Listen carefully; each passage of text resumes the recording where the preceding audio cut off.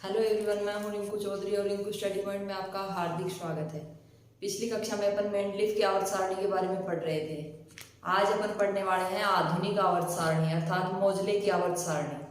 अगर आप मेरे चैनल पर नए हो तो अभी रेड बटन को प्रेस करो, साथ ही बेल आइकन को भी प्रेस कर लो ताकि आगे आने वाली वीडियो की नोटिफिकेशन आपको मिलती रहे।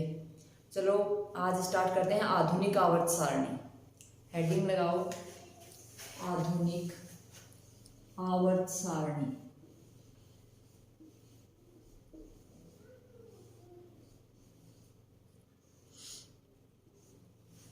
आधुनिक आवर्त सारणी।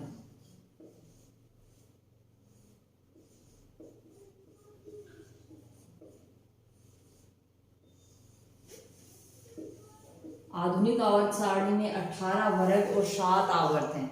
18 वर्ग और 7 आवर्त से मिलकर आधुनिक आवर्त सारणी का निर्माण होता है। अब वो 18 वर्ग कौन कौन से हैं और वो 7 आवर्त कौन कौन से हैं जिनसे मिलकर आधुनिक आवर्त सारणी बनती है, और उसमें आने वाले एलिमेंट्स तत्व कौन कौन से हैं, इन सभी के बारे में अपन अध्ययन करने वाले हैं। तो सबसे पहला कौन सा था? एस ब्लॉक के एलिमेंट्स हैं। सबसे पहले ऊपर से नीचे की ओर वर्ग और दाएं से बाएं की ओर आवर्त। आवर्त की संख्या 7 है जो इधर है, और वर्ग की संख्या 18 है जो इधर है। इधर लाइन में लिखेंगे। अब लिखना शुरू करो। एलिमेंट्स कौन कौन से तत्व इस आवर्त सारणी में आते हैं। तो आवर्त सारणी का बाहर ऊपर ऊपर का जो डेमो कैसी दिखती है वो बना लेते हैं। Hydrogen, lithium, sodium, potassium, rubidium, caesium, francium. सबसे फर्स्ट वर्ग के में ये एलिमेंट आते हैं। इनको याद करने का तरीका मैं पहले भी बता चुकी हूँ आपको, प्रीवियस वीडियो में देख सकते हो, और अभी भी वापस से सुन लो कि हेलिना की रब से फरियाद। ये फर्स्ट वर्ग के तत्वों को याद करने का तरीका है। आगे बेटा मांगे, कार स्कूटर, बाप रोए। ये है सेकंड वर्ग के तत्वों को याद करने का तरीका। आगे थर्ड वर्ग में पोटेशियम, कैल्शियम, स्किन, टाई वाली, स्कैंडियम, टाइटेनियम, वेनेडियम, क्रोमियम, क्यों माने, फिर कोई निकला, कॉपर, जिंक। ये हैं बीच वाले एलिमेंट्स, डी ब्लॉक के एलिमेंट्स। आगे यहाँ पे है boron, carbon, nitrogen, oxygen, fluorine और नियोन। यहाँ पे हीलियम है। बिना इलायची गरम इंडियन टी।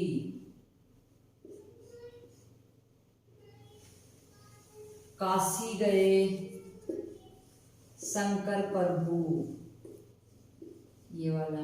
नाना पाटीदार आज सबसे बिछुड़े, और सलमा सिलेगी तेरी पॉकेट, फिर कल बाहर आई एंटी। Helium, neon, argon, krypton, xenon, radon.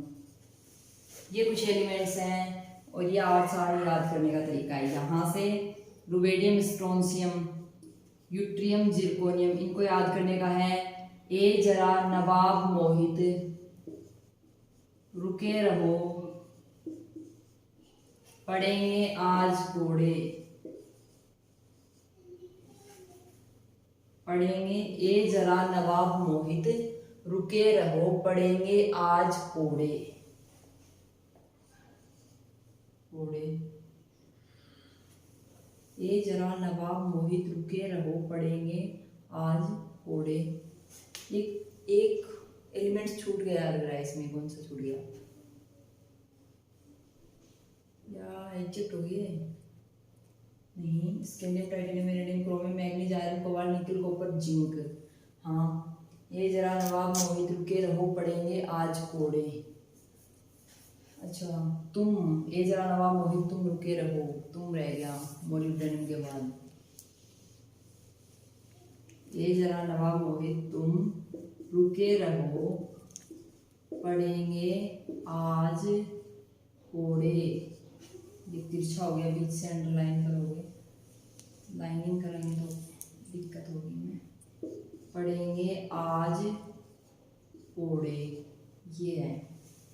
ये देखो, ये जरा नवाब मोहित तुम रुके रहो, पढ़ेंगे आज कोड़े, ये है और सारणी याद करने का तरीका इधर वाली। आगे इसमें यहाँ से लेंथेनाइड तत्व आते हैं और यहाँ से एक्टिनाइड।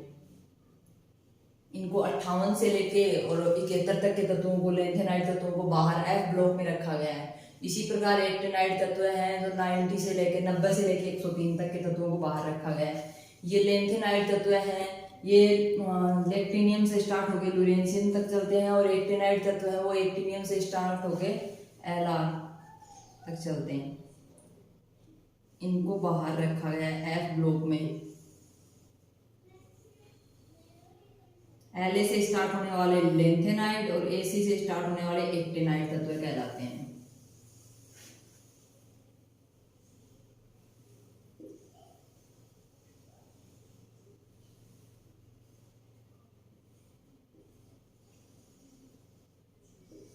यह आवर्त सारणी में अलग अलग वर्ग और आवर्त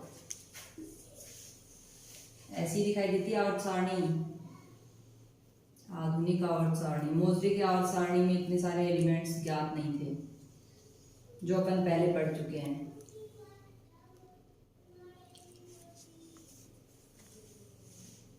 और आपके जो साइंस का केमिस्ट्री का जो प्रैक्टिकल बुक या साइंस से संबंधित कोई भी साइंस की बुक में फर्स्ट में या लास्ट में किसी भी पेज में ये मिलती है अधिकतर। पुरानी बुक्स में थी, उनमें तो सब में थी। और मेन केमिस्ट्री की बैकबोन ये पीरियोडिक टेबल आवर्त सारणी को ही माना जाता है। तो इस नियम के माध्यम से इन्हें अलग अलग लाइन वाइज जिनसे इनको डिनोट किया गया है, इसके माध्यम से आप आसानी से आवर्त सारणी सीख सकते हो। और एक बार सीखने के बाद, एक बार जो सुन लिया तो वापस कभी नहीं भूलोगे। जैसे ये है, हेलेना की रब से फरियाद, बेटा मांगे कार स्कूटर बाप रोए, स्किन टाई वाली क्यों माने, फिर कोई निकला कॉपर जिंक, यहाँ तक हो गया। इसके बाद है, ए जरा नवाब मोहित तुम रुके रहो, पढ़ेंगे आज कोड़े, बिना इलायची गरम इंडियन टी, काशी गए शंकर प्रभु, नाना पाटेकर आज सबसे बिछुड़े, और सलमा सिलेगी तेरी पॉकेट, फिर कल बाहर आई एंटी, helium neon argon krypton xenon radon. ये सभी एलिमेंट्स हैं। आगे लेंथेनाइड और एक्टिनाइड दो सीरीज बची हुई हैं, इनकी और स्टडी करेंगे। लेक्टिनाइड श्रेणी को किस प्रकार लिखेंगे?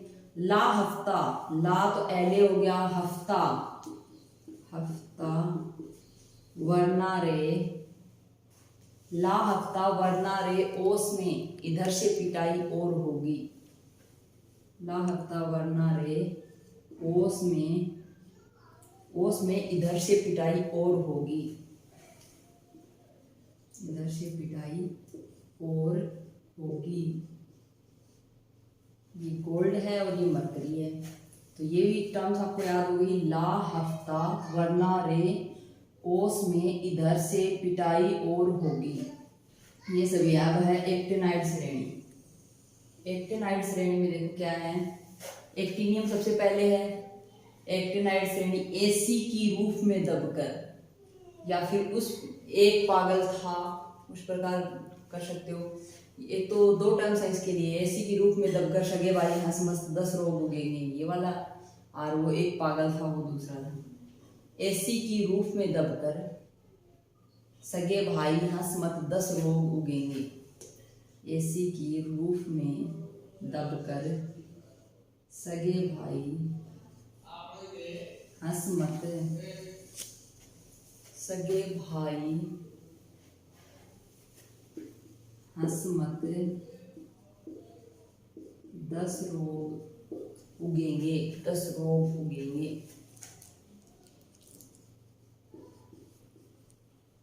ये था। ये होगी आपकी आवर्त सारणी, आधुनिक आवर्त सारणी जिसे बोलते हैं। अब इसका अध्ययन करेंगे अपन। ये तो था याद करने का तरीका। आगे देखो, आगे इसमें क्या पढ़ेंगे कि इनका परमाणु क्रमांक किधर जाने पे बढ़ता है और किधर जाने पे घटता है। ऊपर से नीचे आएंगे तो परमाणु आकार, परमाणु त्रिज्या में वृद्धि होगी, और दाएं से बाएं जाएंगे तो परमाणु आकार या परमाणु त्रिज्या समान रहेगी। दाएं से बाएं जाने पर परमाणु क्रमांक बढ़ता है, जैसे hydrogen, helium, lithium, beryllium, boron, carbon, nitrogen, oxygen, इस प्रकार। ये दोनों जो हैं फर्स्ट और सेकंड, ये दोनों एस ब्लॉक में आते हैं। एस ब्लॉक एलिमेंट्स हैं ये। इन्हें एस ब्लॉक एलिमेंट्स इसलिए कहा जाता है क्योंकि इनका अंतिम इलेक्ट्रॉन जो होता है वो एस उपकोष में आता है। जैसे आप देख सकते हो कि ये सोडियम है, तो सोडियम का जब इलेक्ट्रॉनिक विन्यास लिखेंगे, सोडियम 11 नंबर पे आता है। सोडियम का इलेक्ट्रॉनिक विन्यास 1s2, 2s2, 2p6 और 3s1 हो गया, 11 हो गए। तो इसमें जो अंतिम इलेक्ट्रॉन है वो एस उपकोष में आता है, इसलिए इन्हें एस ब्लॉक एलिमेंट्स कहा जाता है, अर्थात एस ब्लॉक तत्व है। आगे ये इधर वाले जो हैं इनको पी ब्लॉक एलिमेंट्स कहा जाता है, क्योंकि इनका जो लास्ट इलेक्ट्रॉन है वो पी उपकोष में आता है। डी ब्लॉक एलिमेंट्स, अर्थात इनमें जो अंतिम इलेक्ट्रॉन आता है वो डी उपकोष में आता है, इसलिए इन्हें D block element, D block में आने वाले तत्व कहा जाता है। ये इनको अलग अलग ब्लॉक में विभाजित किया गया है पीरियोडिक टेबल को। सबसे पहला था एस ब्लॉक, फिर है पी ब्लॉक, उसके बाद है डी ब्लॉक और लास्ट में आता है एफ ब्लॉक। एफ ब्लॉक में दो ही आवर्त आते हैं, जो लेंथेनाइड और एक्टिनाइड दो तत्व की सीरीज आती है एफ ब्लॉक में। अब एस में अधिकतम इलेक्ट्रॉन, एस में अधिकतम अपन 2 इलेक्ट्रॉन भर सकते हैं, पी में अधिकतम 6 इलेक्ट्रॉन आते हैं और डी में अधिकतम 10 इलेक्ट्रॉन और एफ में अधिकतम आते हैं 14 इलेक्ट्रॉन। ये है इनकी अधिकतम कैपेसिटी। एस में है 2, एस में है सिर्फ 1 कक्षक और 2 इलेक्ट्रॉन आते हैं। इसमें इलेक्ट्रॉन भरने का क्रम ये होता है, सबसे पहले एस में, फिर पी में, फिर डी में, फिर एफ में। इसमें 1 कक्षक है, पी में 3 कक्षक हैं, 3 कक्षक में कुल 6 इलेक्ट्रॉन और डी के पास इसमें 6 इलेक्ट्रॉन आते हैं। इस प्रकार डी के पास 5 कक्षक हैं, 5 कक्षक में कुल 10 इलेक्ट्रॉन, इसमें 10 इलेक्ट्रॉन आते हैं। आगे है एफ ब्लॉक। एफ ब्लॉक में 14 इलेक्ट्रॉन आते हैं, 7 कक्षक होते हैं इसमें।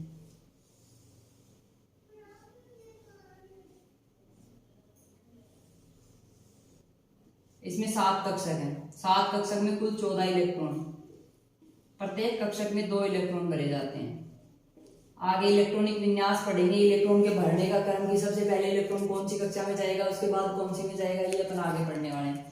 अब देखो कि हाइड्रोजन के पास सिर्फ एक ही कक्षा है, अर्थात ये नाभिक के बिल्कुल नजदीक है, ये बीच में नाभिक प्रोटॉन और न्यूट्रॉन, इसमें सिर्फ एक कक्षा है।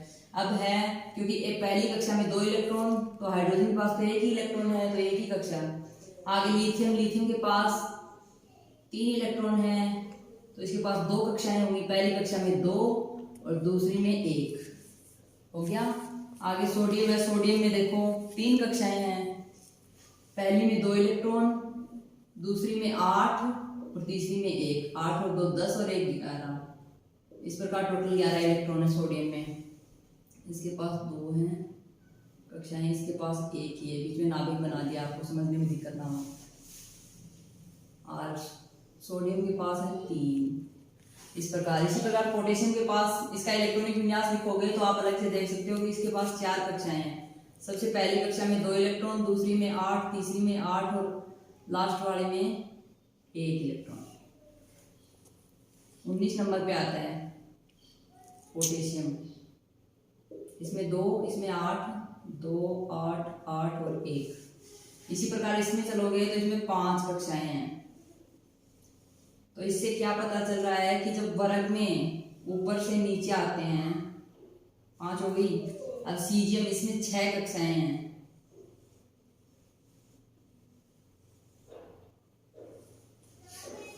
5 और 6, 6 कक्षाएं हैं टोटल।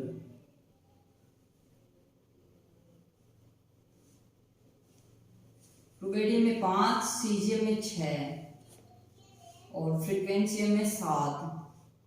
इसमें 7 हैं इस प्रकार, 7 हो गए। अब देखो ये वर्ग, टोटल आवर्त सारणी में 18 वर्ग और 7 आवर्त हैं। ये बात अपन पहले भी पढ़ चुके हैं। जब वर्ग में ऊपर से नीचे आएंगे तो परमाणु का आकार बढ़ता है, परमाणु त्रिज्या भी बढ़ती है। क्यों? क्योंकि एक एक कोष में वृद्धि हो रही है, एक एक कक्षा बढ़ रही है। नाभिक के सबसे पास वाली कक्षा के, इसमें KL, KLM, KLMN, इस प्रकार कक्षा में वृद्धि हो रही है, कोष में वृद्धि हो रही है, परमाणु की त्रिज्या बढ़ रही है। सबसे बाहरी इलेक्ट्रॉन को निकालने में अधिक ऊर्जा की आवश्यकता नहीं होती, क्योंकि नाभिक के टच में जो रहेगा, जो कक्षा होगी, उसको नाभिक मजबूती से पकड़े रखता है। और जैसे जैसे वर्ग में ऊपर से नीचे जाएंगे तब तक नाभिक की और बाहरी कक्षा की दूरी बढ़ती जाती है, जिससे बाहरी इलेक्ट्रॉन को आसानी से हटाया जा सकता है, आसानी से त्याग किया जा सकता है, डोनेट कर सकता है। इस प्रकार, इसी प्रकार आवर्त में बाएं से दाएं जाते हैं। ये वाले 7, ये ऊपर वाले, ये तो 18 वर्ग हैं। वर्ग देखो, फर्स्ट, सेकंड, ये third, fourth, fifth, sixth, seventh, 8th, 9th, 10th, 11th, 12th, 13, 14, ये 15 और ये 16, ये 17, ये हो गया 18। ये टोटल 18 वर्ग हैं। और इधर है ये 7 आवर्त हैं। ये फर्स्ट आवर्त है, ये दूसरा आवर्त है, ये तीसरा है, ये चौथा है, ये पांचवा है और ये छठा, ये 7। ये 7 है आवर्त। तो वर्ग में ऊपर से नीचे आएंगे तो परमाणु आकार बढ़ेगा, परमाणु की त्रिज्या बढ़ेगी, परमाणु का साइज बढ़ेगा, इलेक्ट्रॉन त्यागने की प्रवृत्ति। जब तक नीचे आएंगे तो नाभिक की और बाहरी कक्षा की जो त्रिज्या है वो बाहरी कक्षा की ज्यादा होती है। तो क्या होगा, नाभिक से जितनी दूर बाह्यतम कक्षा होगी उससे इलेक्ट्रॉन उतनी ही आसानी से निकाला जा सकता है, त्याग किया जा सकता है। और आवर्त में बाएं से दाएं जाएंगे तो परमाणु त्रिज्या में वृद्धि नहीं होगी, अर्थात इलेक्ट्रॉन उसी कक्षा में रहेंगे। जैसे यहाँ पे लिथियम है, लिथियम के पास 3 इलेक्ट्रॉन है, दूसरी कक्षा में रह जाएंगे। बेरिलियम के पास 4 है, ये भी दूसरी कक्षा में आ जाएंगे। बोरोन के पास 5 है, ये भी दूसरी कक्षा में आ जाएंगे, क्योंकि बाहर दूसरी कक्षा में 8 इलेक्ट्रॉन तक आते हैं। 8 और 2 10 इलेक्ट्रॉन नियोन तक यहाँ तक दूसरी कक्षा में आ जाएंगे, और यहाँ आएंगे तब तीसरी कक्षा स्टार्ट होगी। वो यहाँ लिखा हुआ है सब पैटर्न। आगे अपन क्या पढ़ेंगे, एफ ब्लॉक एलिमेंट की। एफ ब्लॉक में लेंथेनाइड और एक्टिनाइड 2 श्रेणियां आती हैं। इसमें कौन कौन से तत्व आते हैं और कितने तत्व हैं, उनको याद करने का तरीका क्या है।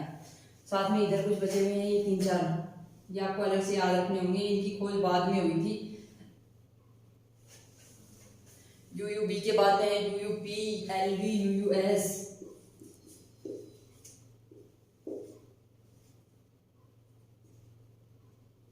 यूयूओ, और एक अक्षर इसमें रिक्त है।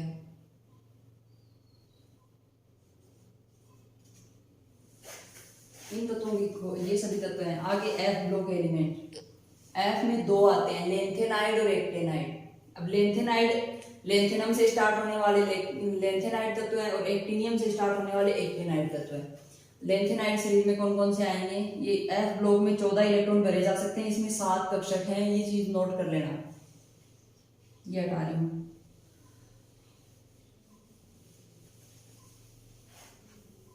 आगे अपन लिखेंगे एफ ब्लॉक में लेंथेनाइड श्रेणी और एक्टिनाइड श्रेणी।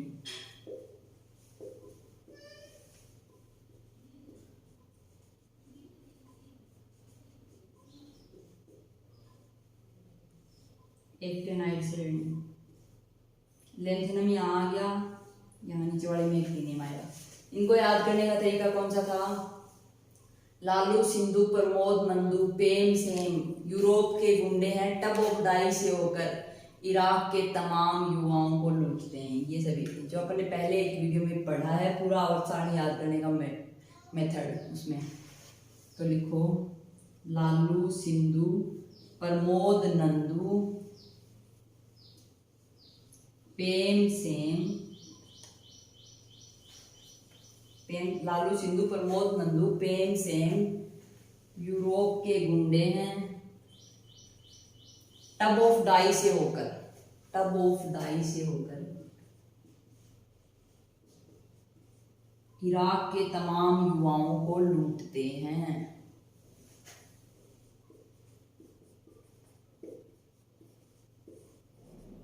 ये हो गया। देखो इसमें परमाणु क्रमांक 70 से लेके नहीं 57 से, सॉरी 57 ये लेंथेनम है, 58 से लेकर और 71 तक आते हैं। क्या कंप्लीट है? काउंट करो 58, 59, 60, 61, 62, 63, 64, 65, 66, 67, 68, 69, 70, 71, एक एक्स्ट्रा हो गया। 57 से लेंथेनम ले लिया, 57 और 71, ये सभी तत्व इसमें आते हैं। आगे देखो एक्टिनियम वाले में, एक्टिनियम को याद करने का तरीका क्या था? एक था पागल, उसने क्या कहा कि पुराने आम कितने में बिकेंगे? एक था पागल, एक था पागल, उसने पूछा पुराने आम कितने में बिकेंगे? एक था पागल, उसने पूछा कि पुराने आम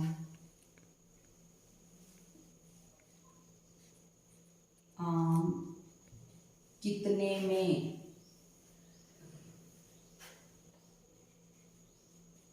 बिकेंगे? ये था। एक था पागल, उसने पूछा पुराने आम, पुराने नहीं लिखा, पुराने आम, पुराने आम कितने में बिकेंगे, कितने में बिकेंगे? आगे है काफिले इस फेमस मंदिर में नौकर बन लुटते हैं। काफिले इस फेमस मंदिर में नौकर बन लुटते हैं। तो आगे लिखो काफिले इस फेमस मंदिर नौकर बन लुटते हैं। ये थे एक्टिनाइड तत्व जिनकी संख्या 90 से 103।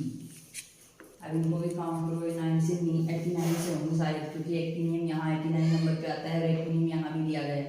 देखो 89, 90, 91, 92, 93, 94, 95, 96, 97, 98, 99, 100, 101, 102, 103, बिल्कुल राइट। 89 से है, ये काउंट कर लो आप, और ये सारणी याद करने का तरीका है। एफ ब्लॉक एलिमेंट्स में दो ही लेंथेनाइड और एक्टिनाइड तत्व ही आते हैं। इसके बाहर आउटलाइन बनाओ यहाँ तक। ये थी पूरी आवर्त सारणी। आपको जो आगे की कक्षाओं में जब आप पढ़ोगे, केमिस्ट्री जब पढ़ोगे, तब तक केमिस्ट्री की बैकबोन है रीढ़ की हड्डी। अगर आवर्त सारणी नहीं आती तो केमिस्ट्री में कुछ नहीं आता, ये समझो। आगे इनका इलेक्ट्रॉनिक विन्यास, इनको भरने का क्रम, ये सभी पढ़ने वाले हैं अपन। ये था, ये देखो आवर्त सारणी में S block element, P block element, D block element और एफ ब्लॉक एलिमेंट, जो अपने पूरे एकदम क्लियर याद करने के तरीके से अंगुलियों पे टिप्स पे याद हो गए, इस तरीके से पढ़े हैं। अगर आप वापस रिवीजन करना चाहते हो तो चलो स्टार्टिंग से।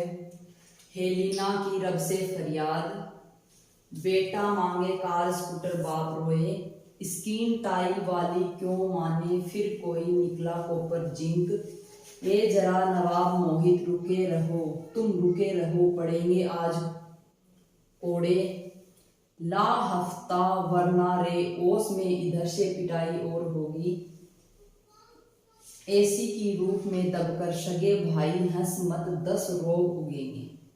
इतना ये था। अब यहाँ से देखो, बिना इलायची गरम इंडियन टी, काशी गए शंकर प्रभु, नाना पाटीदार आज सबसे बिछुड़े, और सलमा सिलेगी तेरी पॉकेट, फिर कल बाहर आई एंटी, helium neon argon krypton xenon radon. ये थी आपके आवर्त सारणी में एस पी डी ब्लॉक के तत्व है। अब एफ ब्लॉक के हैं।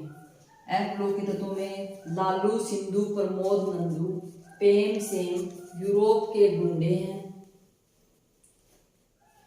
टब ऑफ डाई से होकर इराक के तमाम युवाओं को लूटते हैं। आगे बढ़ा था, एक था पागल, उसने पूछा पुराने आम कितने में बिकेंगे, काफिले इस फेमस मंदिर में नौकर बन लूटते हैं। ये थी आपकी पीरियोडिक टेबल कंप्लीट, आधुनिक आवर्त सारणी। आगे इसके बारे में कुछ पॉइंट्स लिख लो आप कि तत्व के परमाणु द्रव्यमान की तुलना उसकी परमाणु संख्या और उसके आधारभूत गुणधर्म से की जाती है। सबसे पहले ये सारणी किसने दी थी? मोजले ने 1913 में। आधुनिक आवर्त सारणी किसने दी? मोजले ने 1913 ईस्वी में। स्क्रीनशॉट लेना चाहते हो तो ले सकते हो। आगे है ये मेंडलिफ की आवर्त सारणी में परिवर्तन किया मोजले ने। मेंडलिफ की आवर्त सारणी में परिवर्तन करके एक नई आवर्त सारणी बनाई जिसे मोजले की आवर्त सारणी या आधुनिक आवर्त सारणी कहा जाता है। और परमाणु संख्या में इसे परमाणु के नाभिक में स्थित प्रोटॉनों की संख्या का पता चलता है तथा साथ में एक तत्व से दूसरे तक बढ़ने पर इसकी संख्या, एक से दूसरे तत्व पे जाएंगे तो इसकी संख्या में एक की बढ़ोतरी होगी। उससे ही परमाणु क्रमांक आगे आरोही क्रम में बढ़ रहा है। जैसे 1 नंबर पे हाइड्रोजन आ रहा है तो 2 नंबर पे हीलियम। परमाणु क्रमांक आरोही क्रम में बढ़ रहा है। और मेंडलिफ की आवर्त सारणी परमाणु द्रव्यमान पे आधारित थी। तो ये कुछ पॉइंट्स हैं जो आप लिख लो और फिर पढ़ेंगे आधुनिक आवर्त सारणी की प्रवृत्ति की क्या प्रवृत्ति है, इलेक्ट्रॉनिक कॉन्फ़िगरेशन क्या क्या है, ये सभी। तो ये मैं हटा रही हूँ। कुछ पॉइंट्स जो मैंने अभी बताए हैं वो नोट डाउन करवा देती हूँ आपको।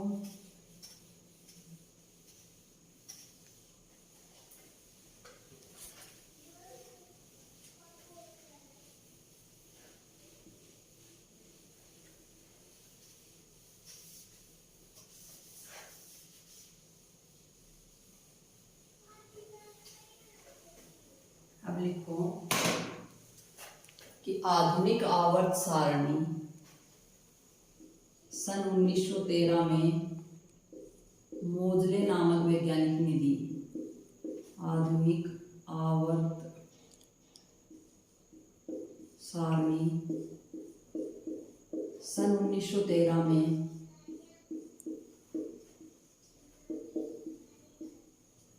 मोजले नामक वैज्ञानिक ने दी।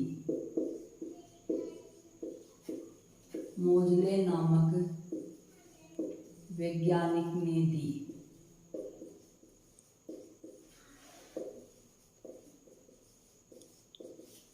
ये फर्स्ट पॉइंट था जो आधुनिक आवर्त सारणी आपने बनाई है उसके नीचे लिखना है। इसके आगे है कि ये मोजले ने आवर्त सारणी किसके आधार पे दी? परमाणु क्रमांक के आधार पे। तो लिखो मोजले ने आवर्त सारणी परमाणु संख्या अर्थात परमाणु क्रमांक को आधार मान के दी। मोजले ने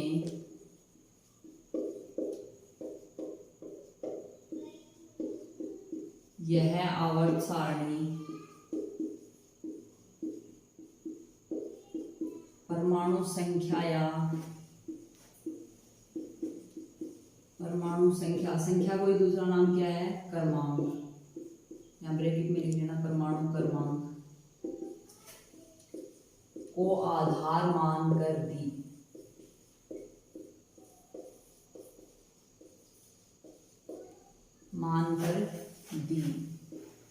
आगे देखो थर्ड पॉइंट क्या है। ये पॉइंट वाइज लिखोगे तो आपको याद करने में आसानी होगी। आगे थर्ड पॉइंट है परमाणु संख्या में हमें परमाणु के नाभिक में स्थित प्रोटॉनों की संख्या का पता चलता है तथा एक तत्व से दूसरे तत्व तक बढ़ने पर इस संख्या में एक की बढ़ोतरी होती है। ये बात भी लिख दो आप कि परमाणु संख्या से हमें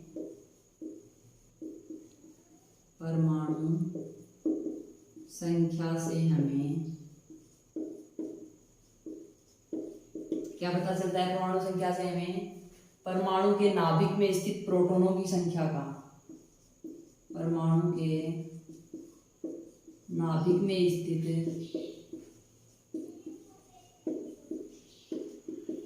प्रोटॉनों की संख्या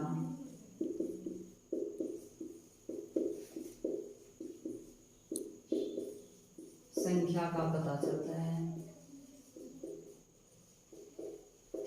कि परमाणु के नाभि में कितनी प्रोटॉनों की संख्या है उतनी ही परमाणु संख्या होगी। परमाणु क्रमांक और प्रोटॉनों की संख्या हमेशा हर एलिमेंट में समान होती है। प्रोटॉनों की संख्या का पता चलता है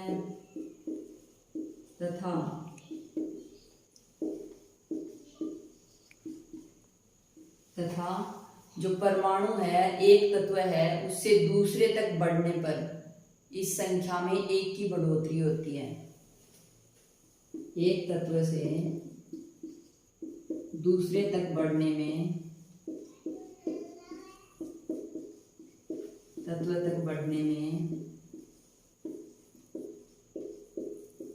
परमाणु क्रमांक में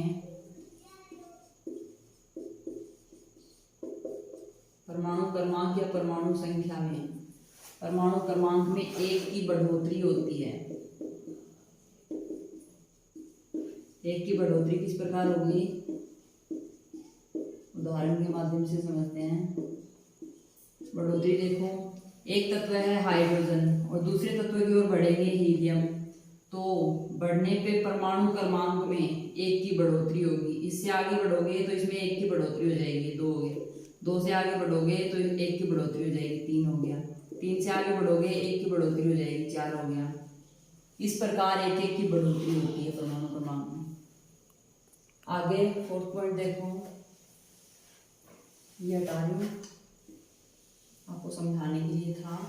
आगे तत्वों को मोजले ने क्या किया, आधुनिक आवर्त सारणी में मोजले ने तत्वों को उनकी परमाणु संख्या के आरोही क्रम में व्यवस्थित किया है। आधुनिक आवर्त सारणी में मोजले ने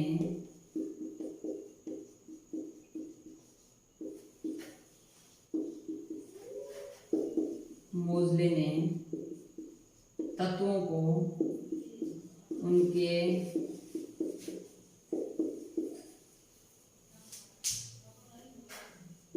परमाणु क्रमांक के आरोही क्रम में व्यवस्थित किया। आरोही क्रम में व्यवस्थित किया।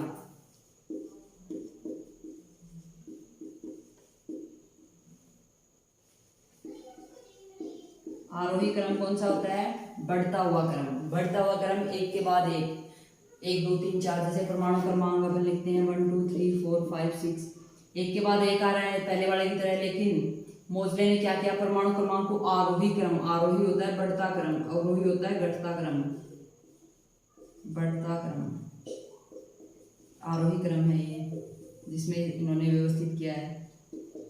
इसी प्रकार व्यवस्थित किया है hydrogen, helium, lithium, beryllium, boron, carbon, nitrogen, oxygen, fluorine, neon.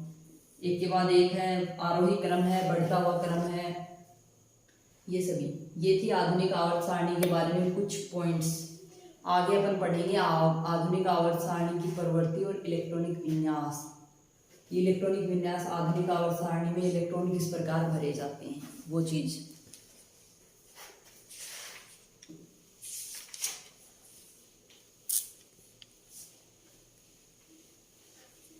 आगे हेडिंग लगाओ इलेक्ट्रॉनिक विन्यास चार्ट, इलेक्ट्रॉनिक विन्यास भरने का चार्ट।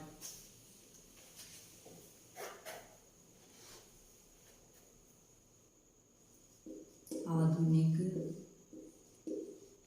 आवर्त सारणी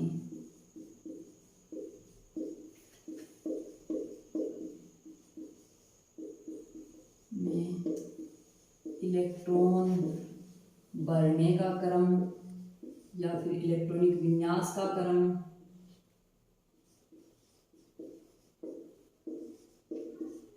या दूसरा नाम इलेक्ट्रॉन भरने को इलेक्ट्रॉनिक विन्यास का क्रम भी लिख सकते हैं। तो इलेक्ट्रॉनिक विन्यास लिख देती हूँ यहाँ पे। इलेक्ट्रॉन भरना, इलेक्ट्रॉनिक विन्यास सभी एक ही चीज है। इलेक्ट्रॉनिक विन्यास का क्रम या इलेक्ट्रॉनिक विन्यास चार्ट ये हेडिंग लगाओ और नीचे चार्ट बनाओ कि आधुनिक आवर्त सारणी में इलेक्ट्रॉनिक विन्यास किस प्रकार लिखा जाता है। इलेक्ट्रॉन पहले कौन से कक्षक में भरे जाएंगे और सबसे लास्ट में कौन से कक्षक में भरे जाएंगे।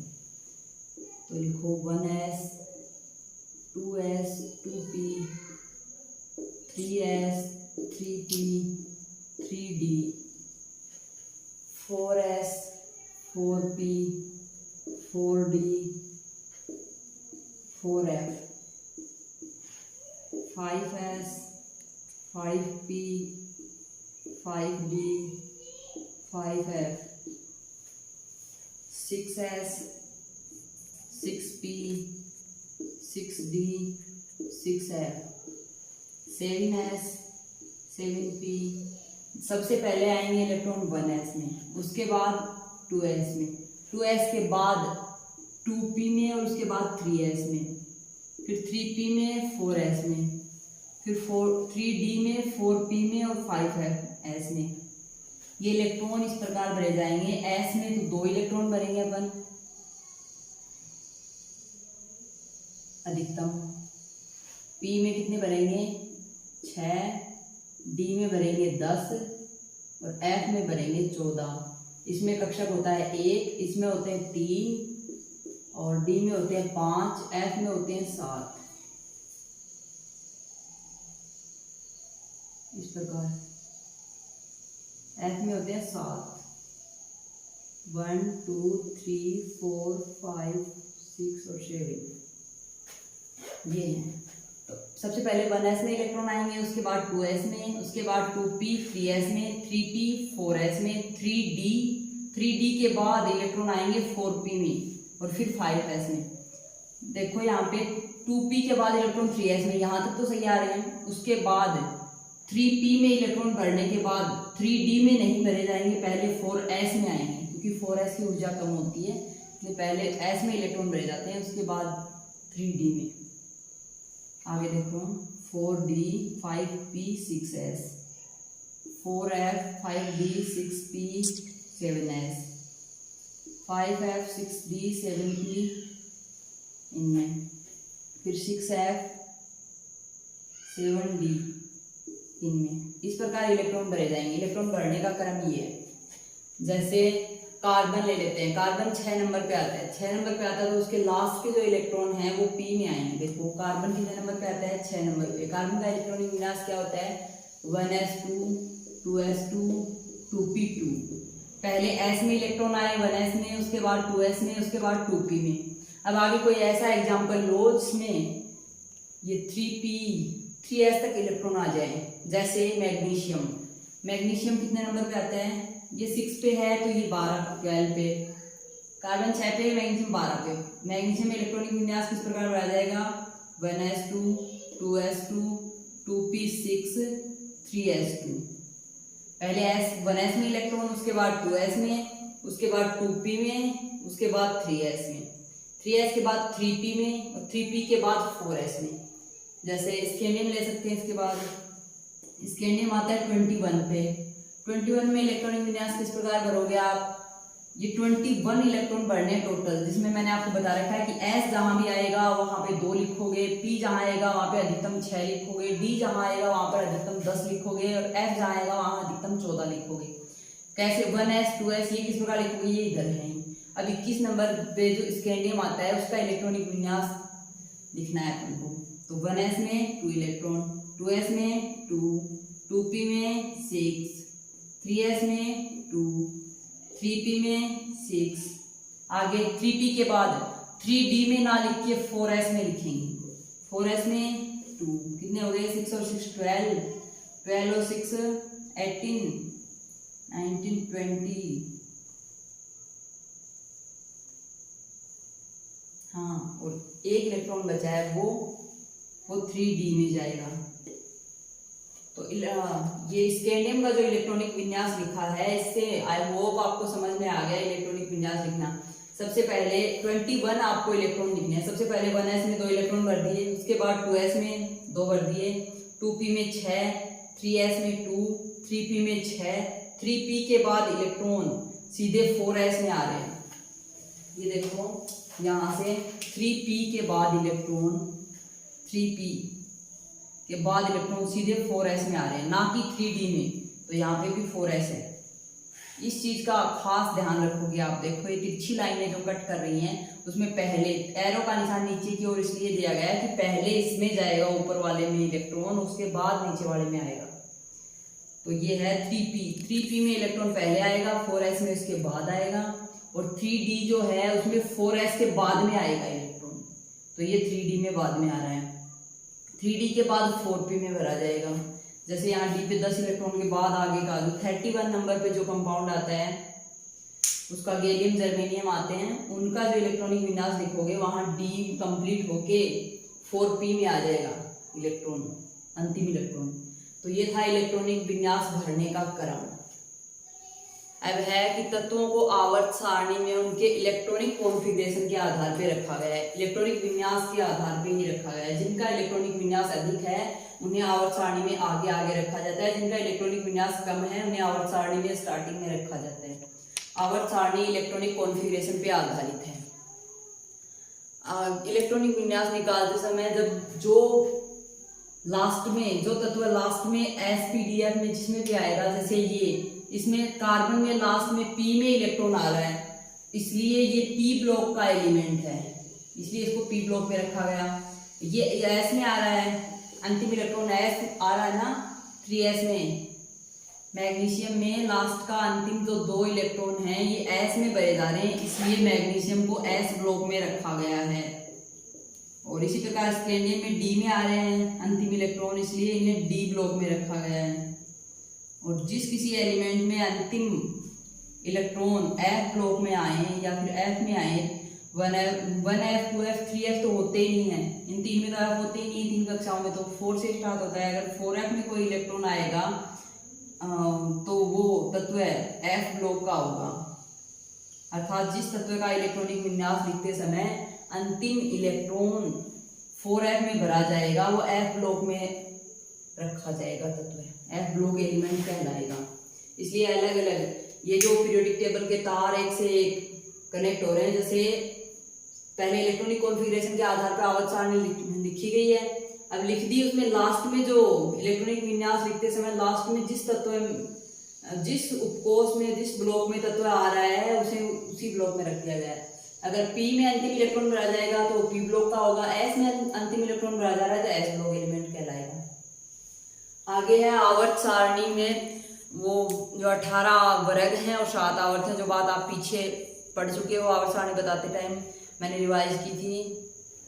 पहले आवर्त सारणी याद करने का तरीका बताया उस टाइम भी और आज भी।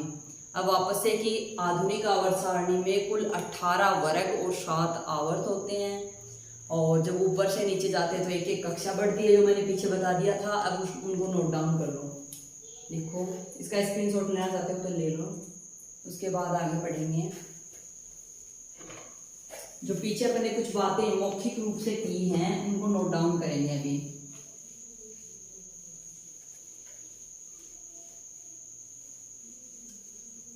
वो कौन कौन सी बातें हैं? सबसे पहली है कि आवर्त सारणी में 18 वर्ग और 7 आवर्त होते हैं। सबसे पहली बात तो ये है, ये फर्स्ट है। सेकंड नंबर पे है कि आवर्त सारणी में ऊपर से नीचे जाते हैं तो कक्षाएं बढ़ती हैं। आवर्त सारणी में ऊपर से नीचे जाते हैं तो कक्षाओं में वृद्धि होती है। नीचे की ओर जाने पर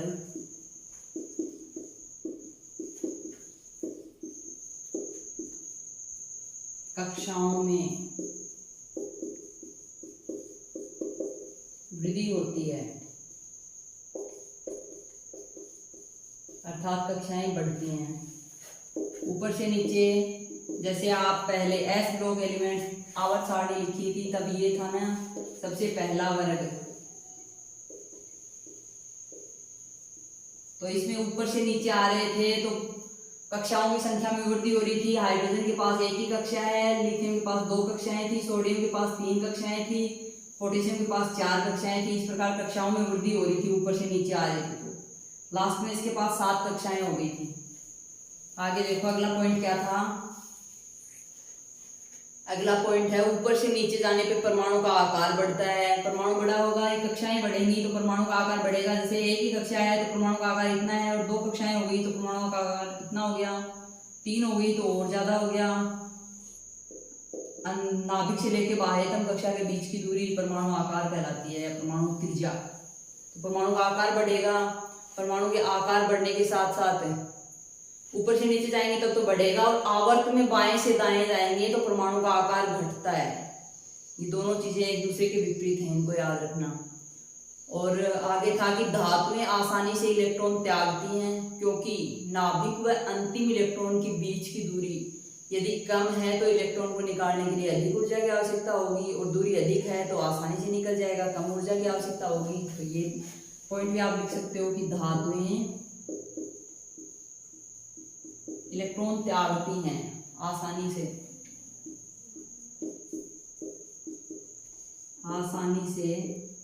और अधातुएं क्या करती हैं, अधातुएं इलेक्ट्रॉन ग्रहण करती हैं। धातुएं आसानी से इलेक्ट्रॉन त्यागती हैं,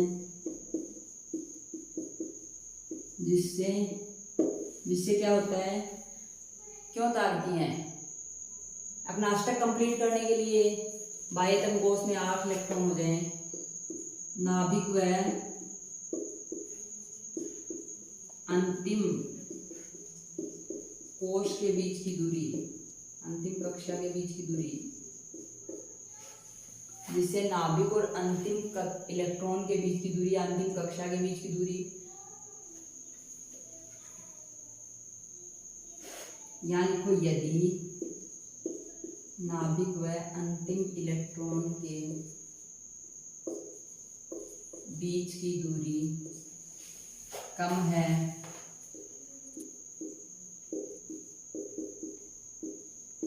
तो इलेक्ट्रॉन निकालने के लिए या इलेक्ट्रॉन त्यागने के लिए अधिक ऊर्जा की आवश्यकता होगी।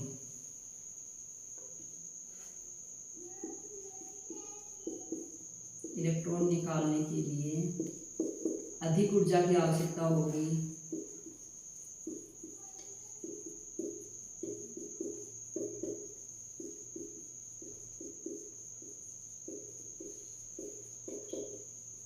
तथा यदि नाभिक और अंतिम इलेक्ट्रॉन के बीच की दूरी अधिक है, तथा यदि नाभिक व अंतिम इलेक्ट्रॉन के बीच की दूरी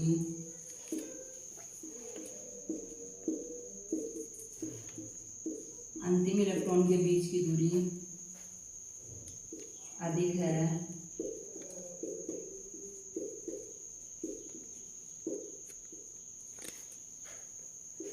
तो इलेक्ट्रॉन निकालने के लिए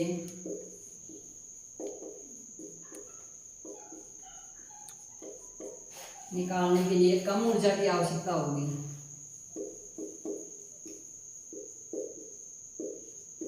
कम ऊर्जा की आवश्यकता होगी।